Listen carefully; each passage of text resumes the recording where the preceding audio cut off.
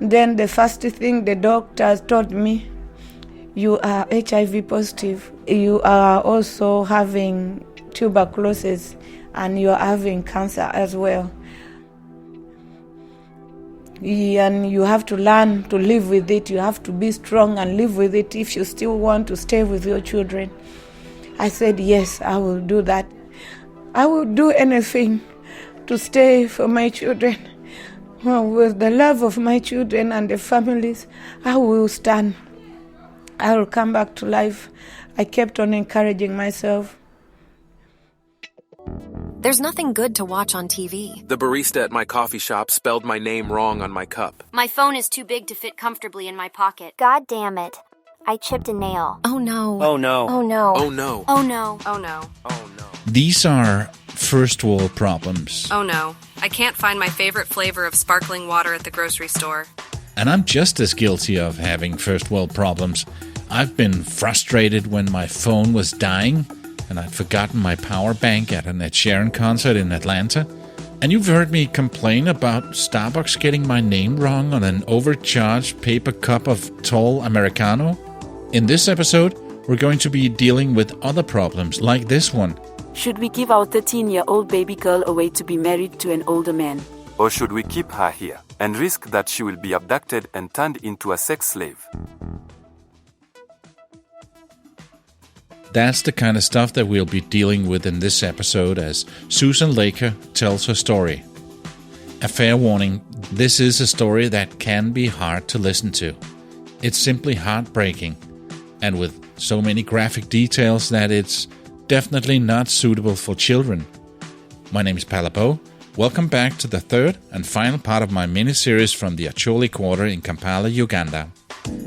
Meet Palabo on an epic journey around the world. This is The Radio Vagabond. Good afternoon. Can I help you? Yes, my name is Bond. Radio Vagabond.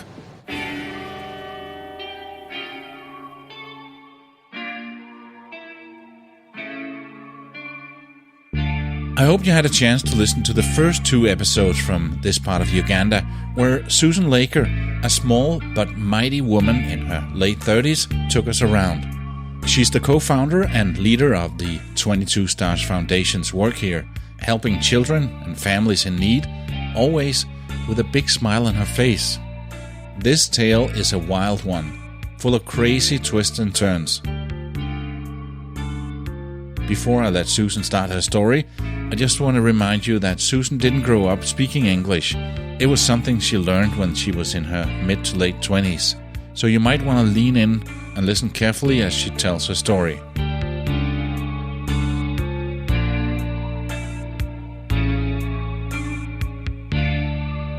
I was 13 years old when I was forced into early marriage by my parents. Her parents gave her away to be married when she was just 13 years old. No surprise, she was angry at her parents when this happened and didn't understand why. By that time, I didn't know their reason. I was just mad. Most of us would say that there's nothing in the world that would justify this.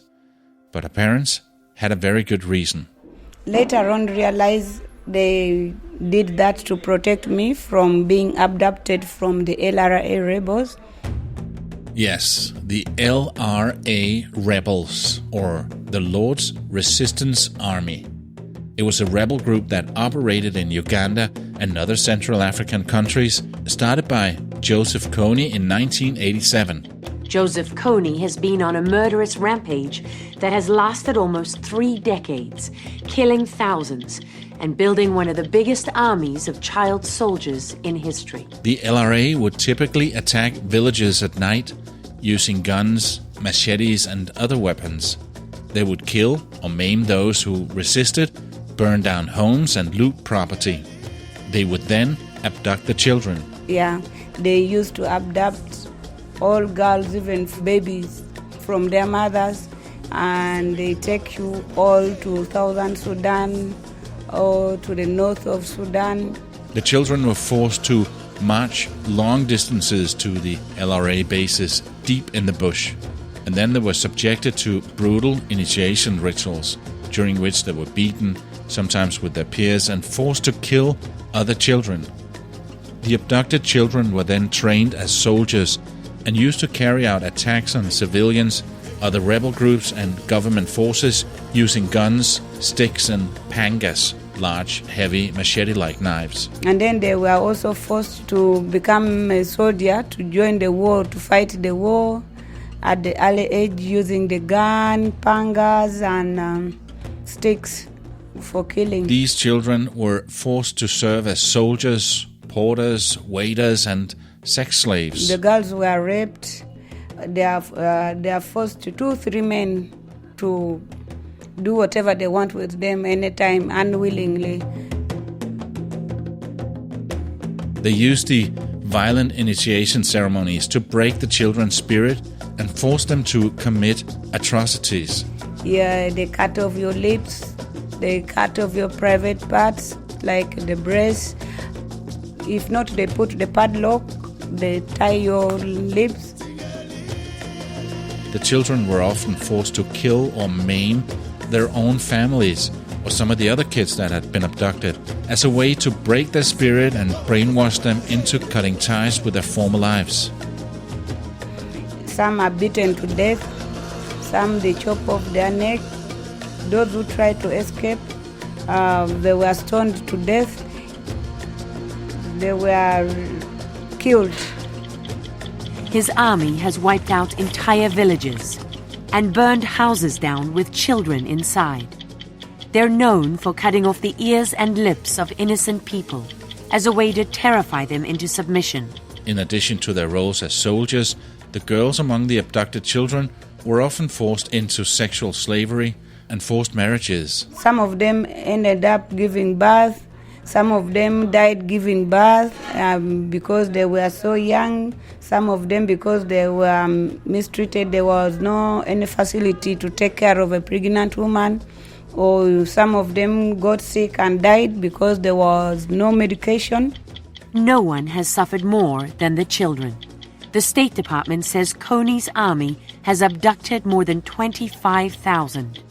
He turns the boys into killers, the girls into a harem of sex slaves and wives. These clips are from 60 Minutes from CBS News 10 years ago. So when they say 25,000 children were abducted, the number is probably higher now.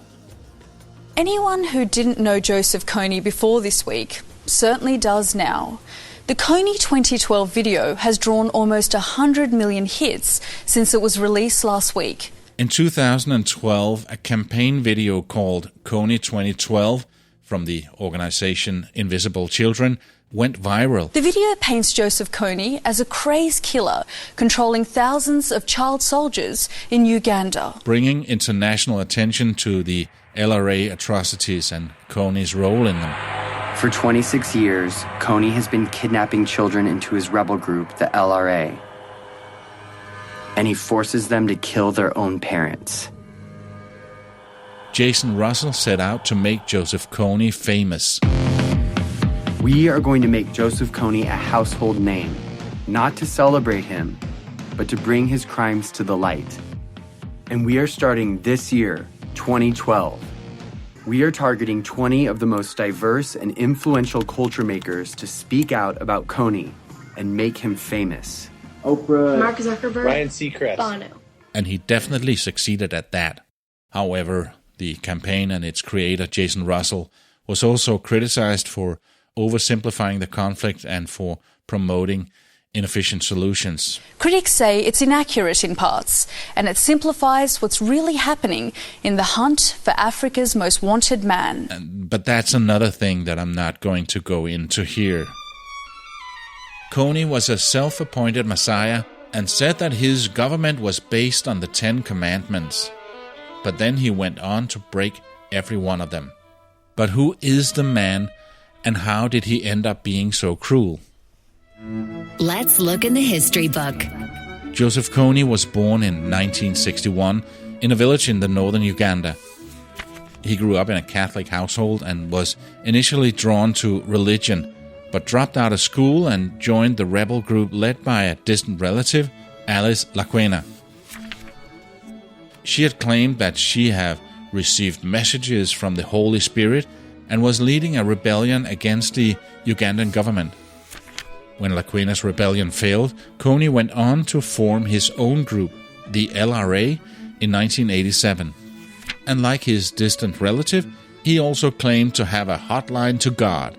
He said that he was a spiritual medium and that his commands came directly from the spiritual world and was not to be questioned. Coney was known for his mysticism and had claimed to have supernatural powers, including his ability to turn bullets into water and to communicate with spirits. He was also notorious for his brutality and didn't just have his brainwashed followers do all the dirty work. He's believed to have personally participated in many of the LRA atrocities. In 2005, the International Criminal Court, the ICC, issued an arrest warrant for Coney, along with 4 of his top lieutenants, for crimes against humanity and war crimes. However, he managed to hide, and still to this day, almost 20 years later, Coney's whereabouts are unknown. Enough about LRA and its creepy leader Joseph Coney.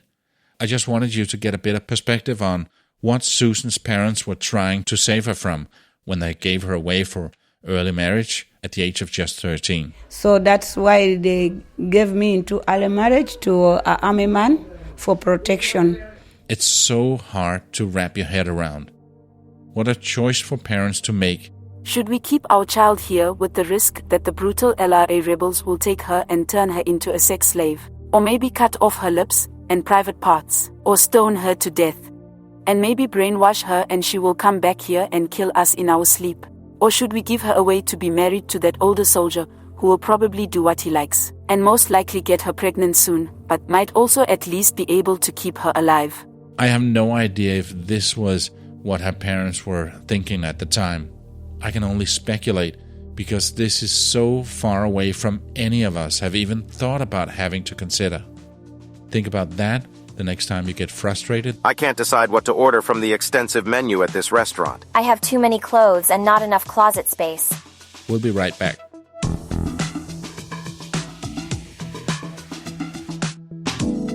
The Radio Vagabond. Gotta keep moving.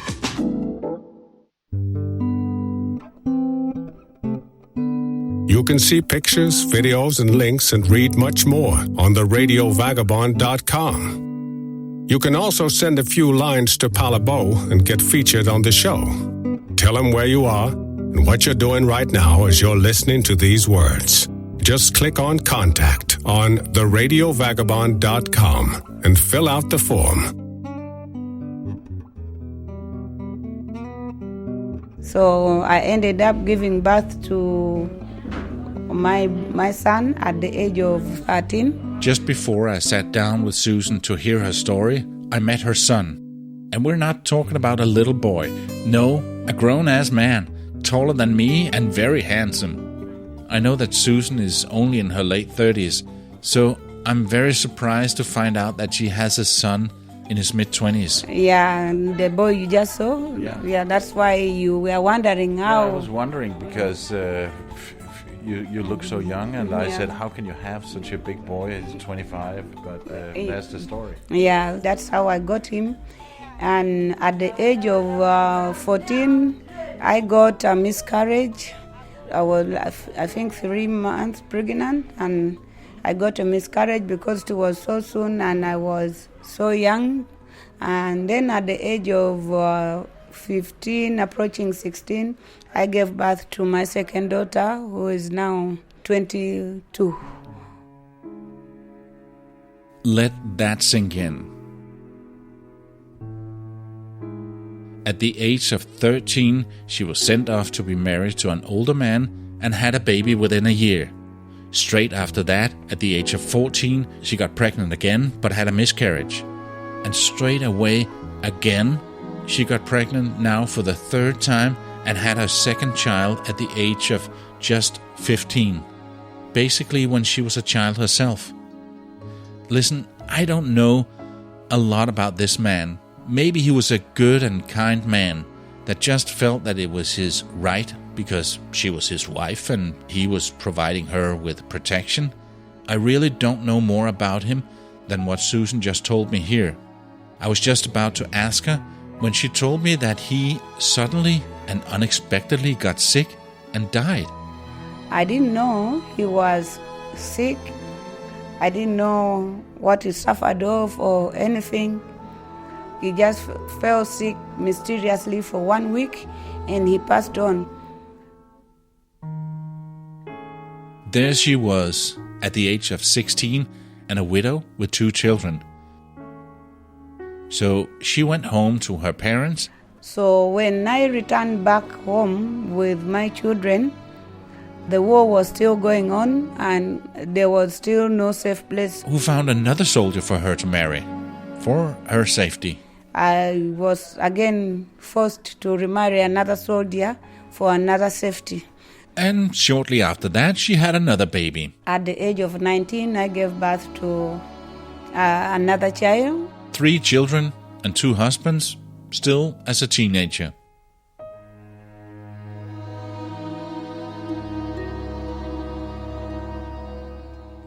When my daughter was 4 years, the father was taken to Somalia for peacekeeping force, and he never returns again. Susan's new husband was sent to Somalia as a soldier and never returned. She never heard from him again, and Susan was getting more and more frustrated and wasn't able to feed herself and her children. I became so frustrated, no food to eat, no one to support me with my children, the children not going to school. Not only was she frustrated and hungry, she was also suffering with her health and getting more and more weak. Then, in the middle of all this, they were kicked out of the house, the barracks they were living in. No money to rent the house. I was thrown out of the barracks where I had free protection, free house. As things were getting more and more hopeless, and Susan was getting more and more sick, her sisters came to her aid. So I felt very sick, and I had my sisters in Kampala here already. So they send a message and say if I would make it to Kampala, they bring me here. They helped her get on a bus here to Kampala. With the last bit of her strength, she managed to get the 3 children and a few personal belongings on the bus, but barely made it to Kampala alive.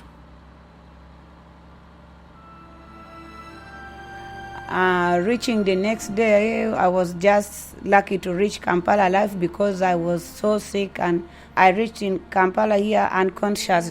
She was unconscious when the bus arrived to Kampala with her and her 3 small children. Immediately, she was rushed to the hospital, where I was found having HIV positive, cancer, and tuberculosis. Where she was diagnosed with HIV, tuberculosis, and cancer. I felt my life was gone.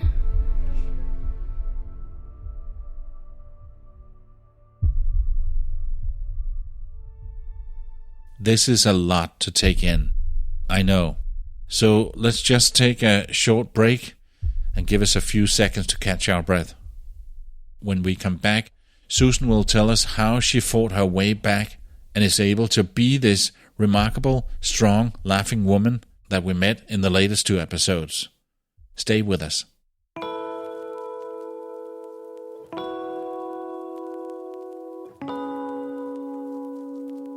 Have you ever wondered what the places in this podcast actually look like? I have.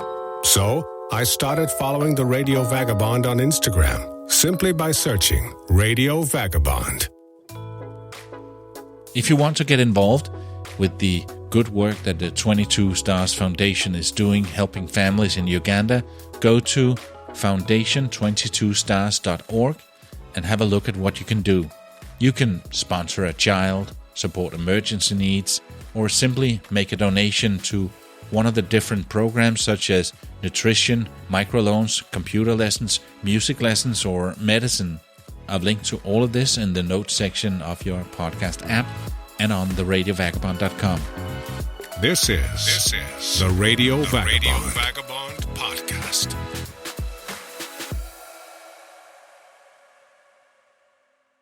I felt my life was gone.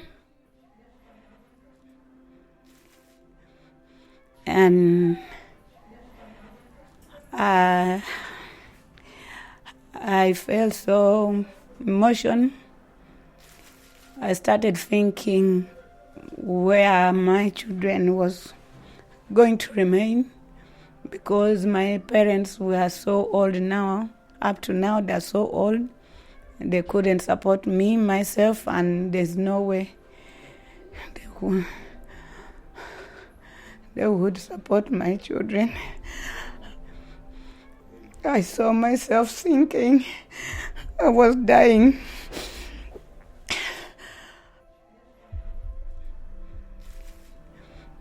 When they brought me, I didn't know where my children had remained.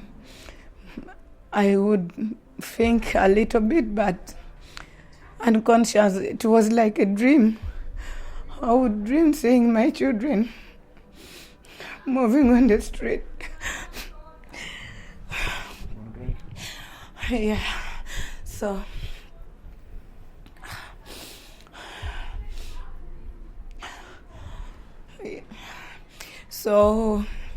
in my mind, I knew anyone with HIV would not make it. It was just to die. And I also knew no one would survive cancer and tuberculosis. But I spent 18 days in the ICU, in oxygen, unconscious. But in my dream, it was just like illusioning. I was praying to myself, saying, please God, I wish I would come back to consciousness and have a second chance. I made it very strong. I kept on encouraging myself. I started saying, I will not die. I will not die. I want my children. I want my children. I want to see my children. So the doctors were there around me, and they started counseling me. They told me, you are not going to die, and you will see your children. And then I felt like I'm starting to understand.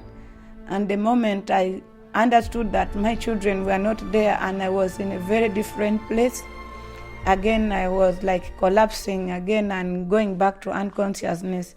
But the doctors and my sister was beside me, kept on saying, your children are here, your children are coming, your children are here with you. So I kept on hearing the voice. They started calling their names. I became strong. When I heard their name, I started becoming strong. My mind started coming back. And the doctor was like, what do you want? What do you want now to become more strong? I said, I want my children. I want my children. I want to see my children. I want to feel them. And the doctors organized. They brought my children. They asked me where I left them, but I couldn't remember. So they got contact with my family members. They went back to the place where I used to stay, and they found them. They brought my children, and seeing them, I gained more energy and gained more courage. When my boy held my hand, he said, don't leave us. We want you, don't die. Be strong for us. Be strong.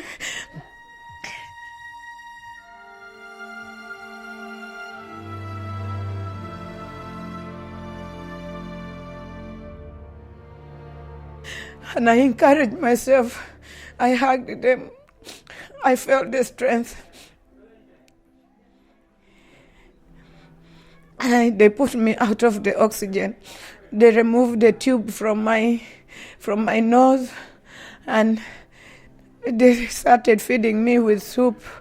And I didn't feel the taste, but I wanted very much to eat and feed and gain the energy so that I can be there for my children. I couldn't walk, I couldn't sit by myself, but I was very strong. I decided and said, I will sit, I will walk, I will speak for my children. I will do anything to stay for my children if God is supporting me and the doctors are also supporting me. Well, with the love of my children and the families, I will stand. I will come back to life. I kept on encouraging myself. Then the first thing the doctors told me, you are HIV positive. You are also having tuberculosis and you are having cancer as well. And you have to learn to live with it. You have to be strong and live with it if you still want to stay with your children. I said, yes, I will do that. When Susan defied all odds and was able to fight herself back to consciousness and life for her children, she was just 23. At that time, she had a 10-year-old boy and 2 girls on 9 and 4. She managed to stay alive, but was now faced with another problem.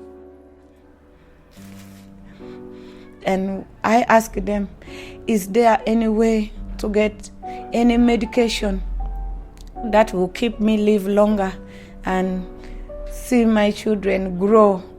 Because I knew very well I couldn't afford taking them to school. I myself was illiterate. I couldn't speak English. I couldn't read or write. But I have a strong skill in my mind, but I don't know how to prove it or how to share it or somebody to help me put an impact in my life or take me back to school. So the only thing I put in mind that I would only help my children with counseling them, giving them knowledge, making them strong and grow at least. The children didn't go to school, and Susan herself couldn't read or write. That meant that she couldn't get a job making decent money to feed herself, and now also afford the expensive medicine for her tuberculosis, cancer, and HIV. And they said, am I willing to start chemotherapy and tuberculosis medication? And I said, yes, I'm willing to do that. They started me on tuberculosis because they say tuberculosis is more dangerous and spread very easily and kills very fast if not treated. And I said, yes, I'm willing. And they started me immediately on tuberculosis medication for 3 months. And when I was tested again, I still had it because I was so weak. I had no food, I had no access to any job or get money.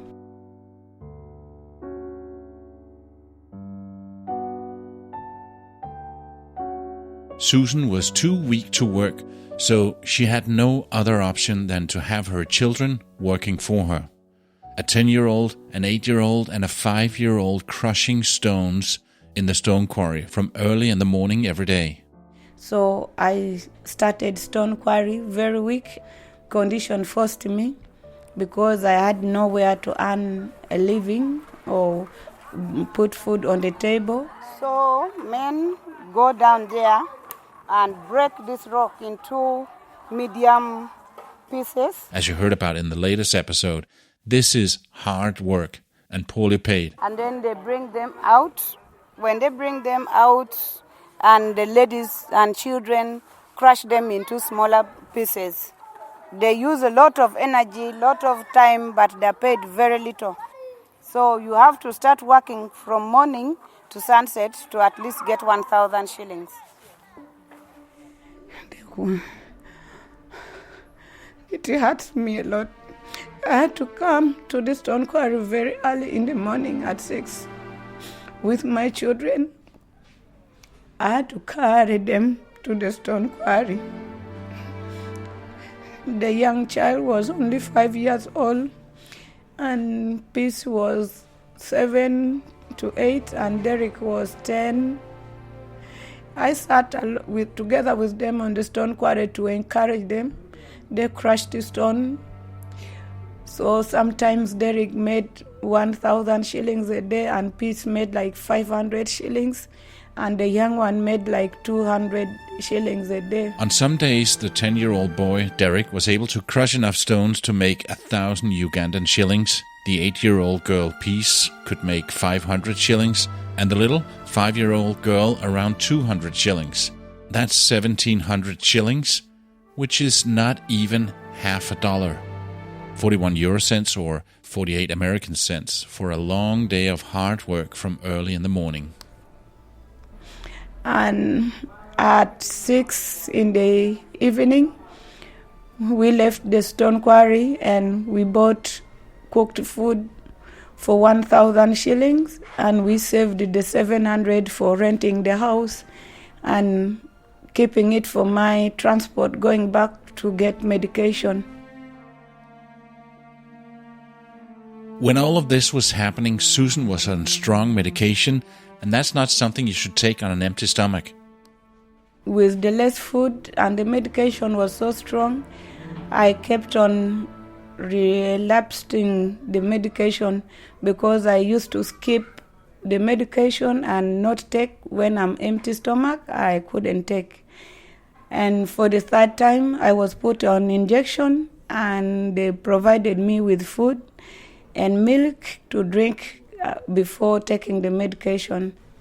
So the doctors gave her some food and milk to have before the medicine, and that helped.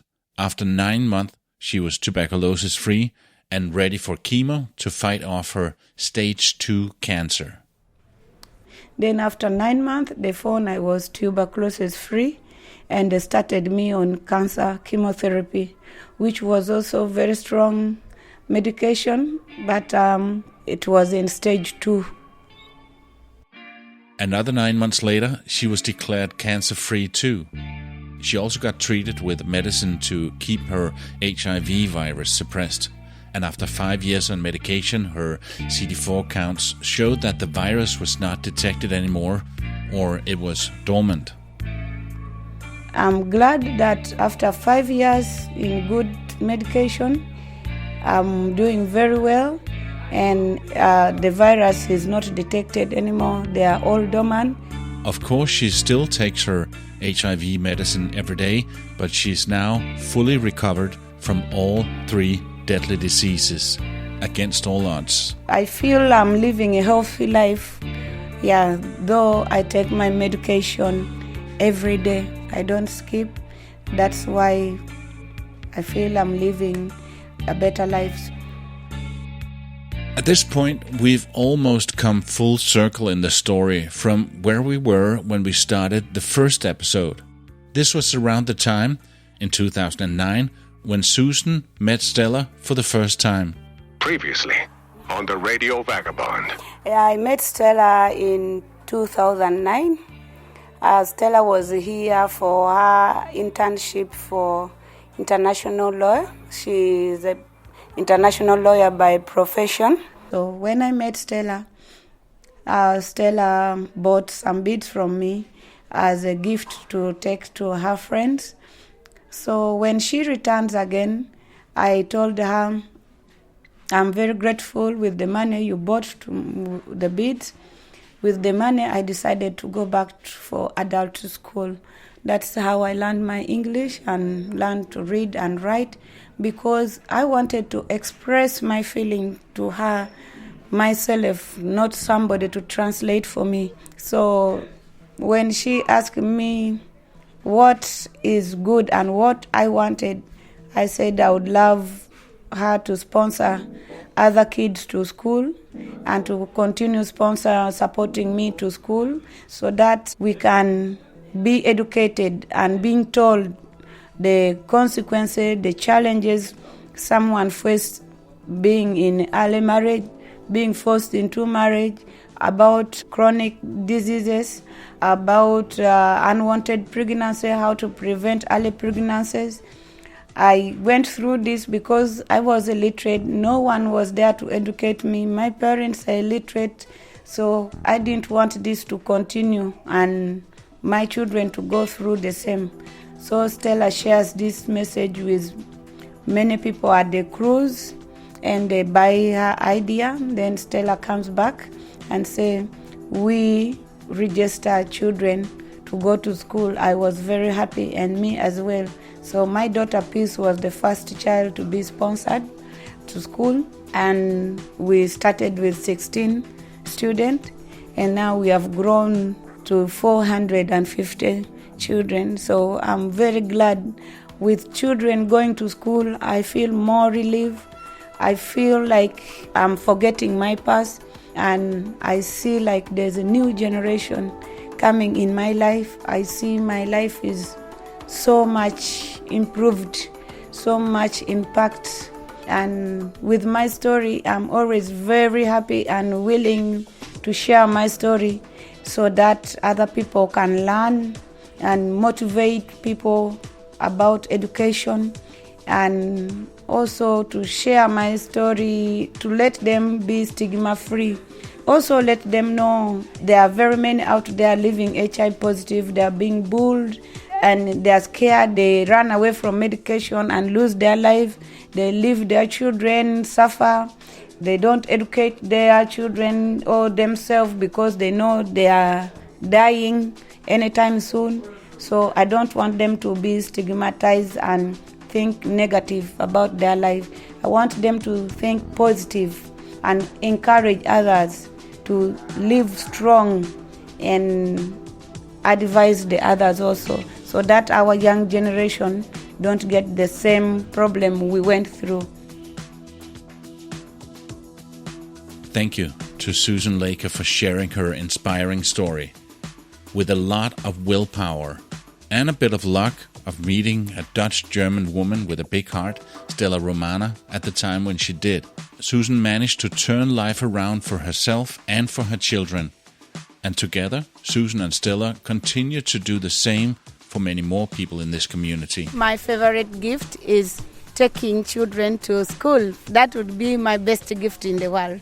Seeing the world change, seeing my community change makes me very happy, makes me forget my past, makes me feel like I've done something good to change the world. We've come to the end of this episode.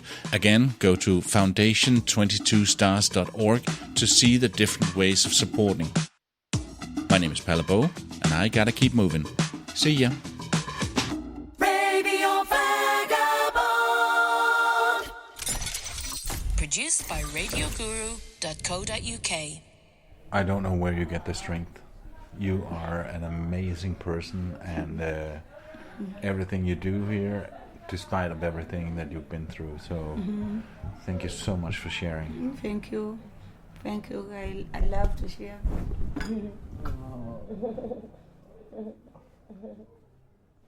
Thank you.